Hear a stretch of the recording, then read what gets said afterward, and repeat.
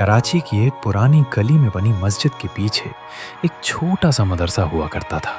मदरसाए नूरुल इस्लाम। मगर अब वो वीरान है।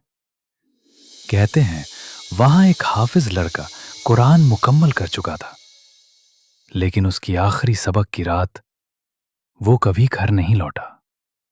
लोगों ने कहा शायद भाग गया, मगर उसके वालिद अब भी हर जुम्मेरात उस मदरसे के बाहर एक कटोरी में दूध रखकर सिर्फ एक बात कहते हैं, अगर भूख लगे तो वापस आ जाना बेटा।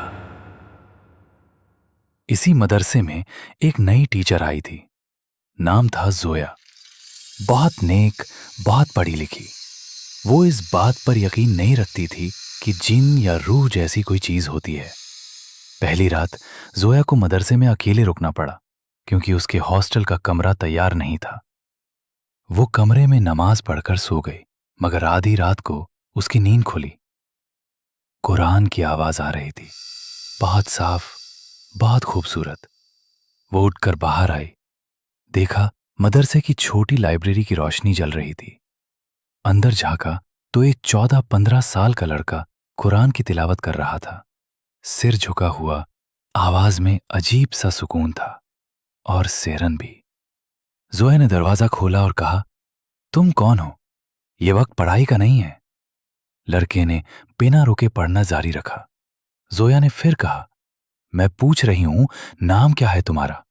लड़का धीरे से बोला, नाम अब मायने नहीं रखता, लेकिन आप चाहें तो मुझे अयूब कह सकती हैं।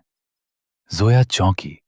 अयूब वही नाम था, उसी लड़के का जो सालों पहले लापता हो गया था।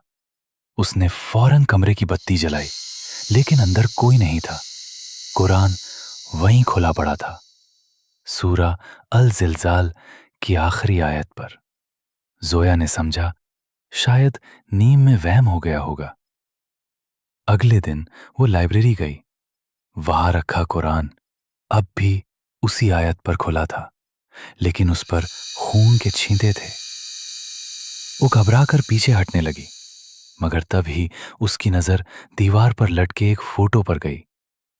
हाफिज अयूब 2007, उसी का चेहरा, वही आंखें।